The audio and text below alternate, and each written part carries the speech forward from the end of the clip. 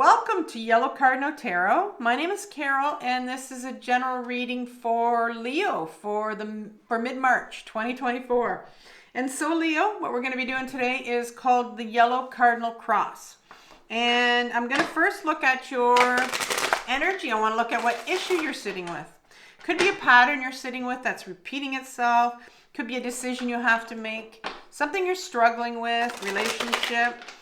And then what I'm going to do is I'm going to select number 2, the card that's going to clarify the situation for us. And sometimes what it does, it could be a blocker, like it'll show you like what's blocking you right now. And then in the third position, I'm going to look at what you're consciously aware of. Like, what do you know about this situation? And then in the fourth place, I'm going to look at I'm going to pull a card from your shadow. If you're not familiar with the word shadow or shadow work, I left a video for you in the description box. And shadow work is just, healing our stuff. I like to call it that, just healing our stuff. And so it's the stuff that's sitting in our unconscious that we're not aware of. Stuff that we've pushed away, shoved down, because it's things that people told us when we were younger. Things that happened to us when we were younger. So a lot of times we don't know what's sitting in there. But the problem with not knowing what's sitting in there is that it really has a huge impact on what's going on with our everyday life. And so what's going to happen here is you're going to see how what we pull from your shadow is impacting the issue that you're sitting with. And so it's going to really help us clarify, how are we going to heal that? And then we look at number 5, what's needed for the resolution in the situation, and then finally some advice from the tarot at the end. So stay tuned for an exciting reading, Leo. We're going to start off with the issue you're sitting with. So one card, whoa. Okay, one card for Leo, please. One card for Leo for the issue that they're sitting in right now. You are sitting with the 4 of Wands. And let's look another card that's either clarifying that or obscuring that. Clarifying that or obscuring that. Ooh, you have the 8 of Wands. That's interesting. You have 2 wand cards coming out here. So Wands is all about, moving in that direction you want to move into, towards your purpose. It's all about movement. Wands have a lot of movement. What are you consciously aware of when it comes to this situation? What do you know?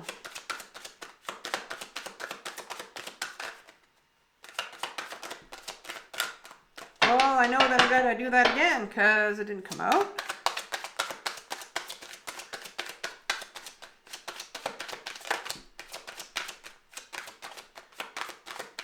What do you know about this situation? Ooh, that one came out over there. Okay. So we have the King of Cups in reverse. What's sitting in your shadow? What's sitting in your shadow? What's sitting in Leo's shadow that's impacting this issue that they're sitting with right now? There's too many cards here.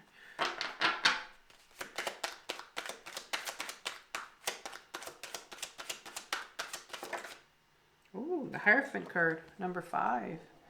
Major Arcana card here, first one. What's needed for resolution? Number 5.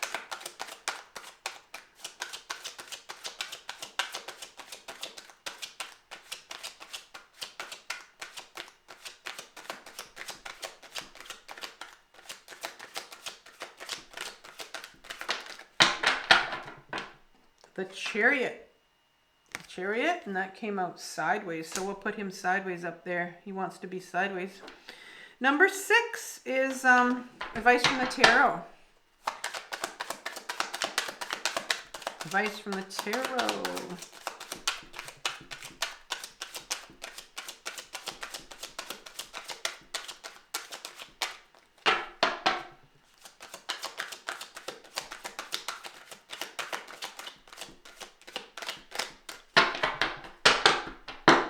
What advice do you have, Tarot?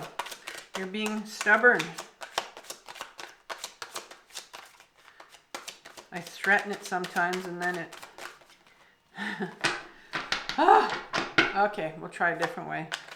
Sometimes I try to shuffle it a different way and see if it... Nah, too many came out there. Okay. Try it again. Okay, advice from the tarot, please. The other ones came out so quickly.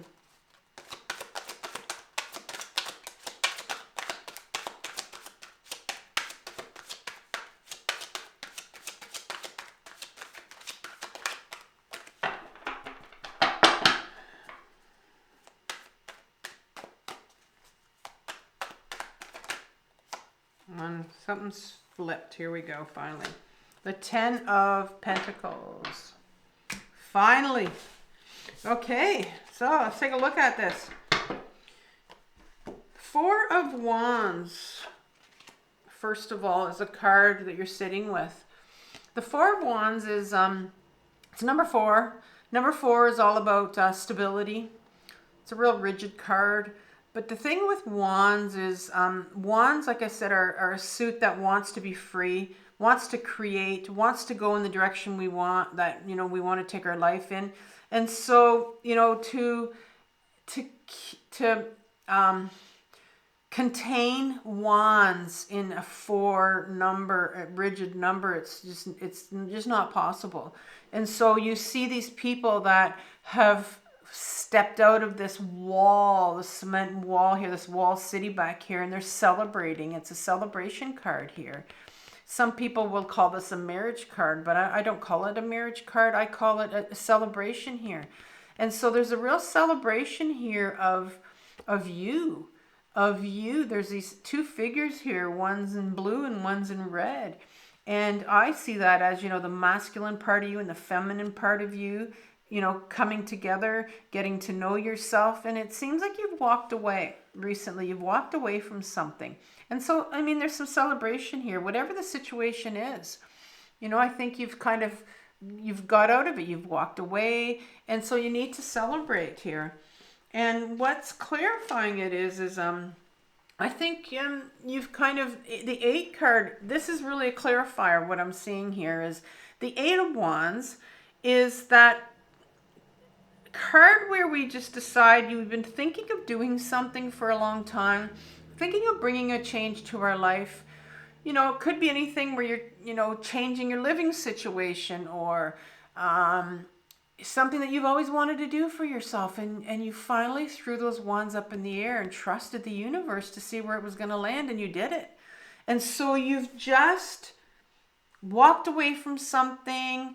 You finally decided, you know what, I'm going in this direction. And this is where you're sitting in right now. General reading, so you can apply it to how, you know, how, if it affects your life, if it resonates with you. And so that's where you're sitting.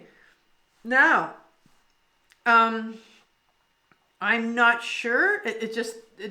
So it doesn't look like there's an issue here, but this is where you're sitting, where you've just decided, you know what, I'm going to go for what this is that I've been wanting to do. And what's sitting in what you're consciously aware of is the King of Cups, and he's in reverse. And the kings in my deck are all about our ego. And, well, it's the masculine part of us, which is really driven by our ego self. We all have a feminine side and a masculine side, and whether it doesn't matter what gender you are. And so the ego side here is driving this king. And the ego is all about, you know, we live in our head, and we're listening to our mind a lot. And he's the King of Cups, and he's in reversed here. So what's happening is, I think you're consciously aware of there's some emotions here, maybe because of what you just did about walking away from something. You finally decided to do it. Maybe it's been something that, you know, you've been thinking about for a long time. But now there's some emotions here that need to be dealt with. And the ego's coming out here going, nah, just bury those things. Never mind, you know, don't deal with them, you know, and don't bother. You know, you don't need to deal with these emotions, you know. It's sometimes, you know, it's too dangerous. Don't go there, you know. And so sometimes we just shut it all down, and that's where you are right now. So there are some emotions coming up, but there's a party that's just going, you know, I'm not dealing with it. I don't want to deal with it. And that's your ego saying not to deal with it.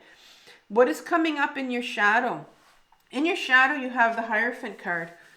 And the Hierophant card is a number 5. It's in the major arcana. So 5 is about change. 5 is about conflict. So there's going to be some conflict here. Has to do with what you're thinking here, what your ego is telling you about dealing with these emotions. And the Hierophant card is this papal figure here who is, you know, basically preaching to these 2 disciples about life, you know, and about whatever, you know, the rules of their particular organization. And so this card really brings into question sometimes for us is to really look at, you know, how have we been conditioned to believe a certain thing? So maybe there's a part of you that has been conditioned to believe something. And it could be about the fact that, you know, about your emotions, about, you know, you don't deal with emotions. Because this is what this card is saying here, not to deal with your emotions. And so how have you been conditioned? What sort of conditioning have you had when you were younger? It could be from the way you were raised. It could be from, you know, what you've learned in, you know, if you were in a religion, because this has a religious connotation to it. Maybe you were in a cult. Maybe you know, we were raised institutions at school, at home. Like, how are you raised? How are you conditioned or wired to believe this whole idea of about emotions and just kind of shove them away? Right? This is what this Hierophant is saying, you know, and I think it's time to start questioning now. When you hear the ego going, you know, don't go there, don't bother with these emotions, just shove them away. Where is that coming from? You know, start questioning that. Where is that coming from? So what's needed in this? The Chariot card kind of came sideways here, so let's look at the Chariot. The Chariot is number 7 in the major arcana. And this is a card of will, our ego self's will, right? And this particular charioteer has these 2 sphinxes beside him, and he's not even connected to him with the reins. Like, at any time these two sphinxes are looking in a different direction. They could just go off into another direction. And this charioteer is becoming, you know, almost part of his chariot here. He's turning into this cement kind of figure because he's been running his whole life on his will.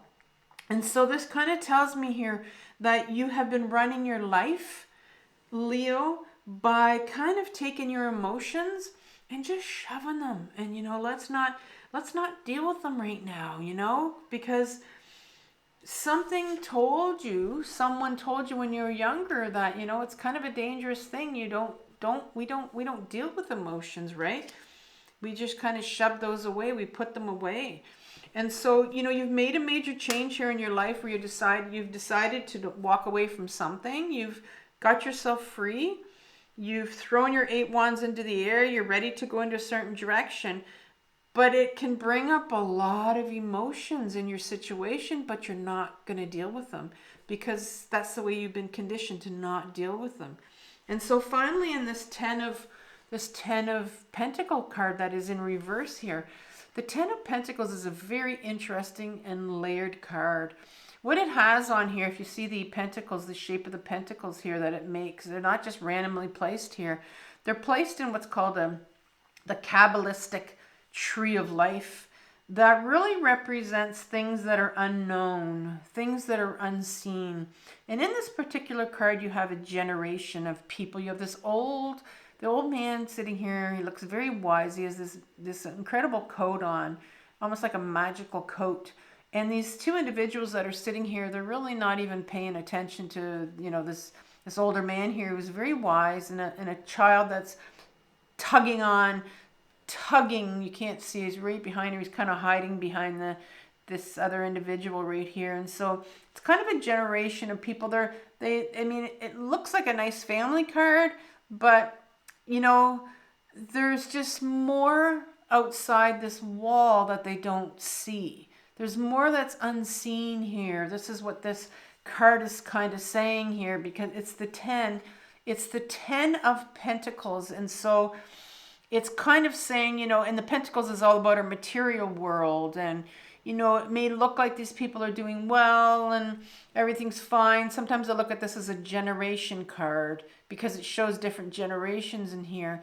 And so this card is kind of asking you to say, well, you know, what sort of belief systems have been handed down to you that maybe you're not aware of in the Hierophant card comes in your shadow, that have taught you to not deal with your emotions, to kind of put them away. And, you know, because you may be feeling, if you've walked away from something or a situation, it looks like you've got free from whatever situation you're in, you may be dealing with a lot of guilt.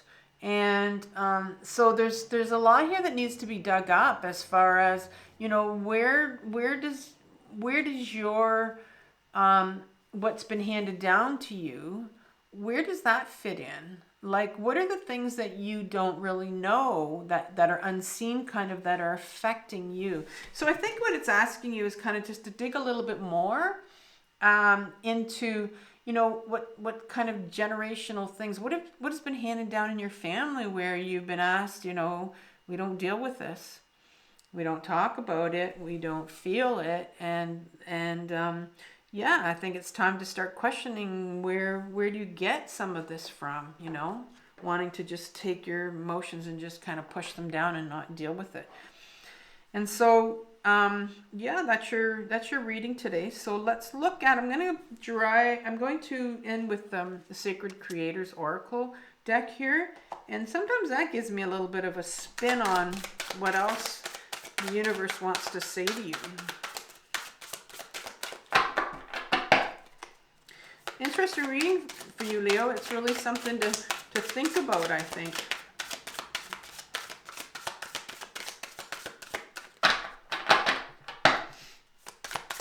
One card, please. All right, so we got number 26. It's called Bliss is worth creating for from for. Bliss attracts bliss. When you decide to live with bliss in your heart, you call more of the good stuff into your life. This is Manifestation 101.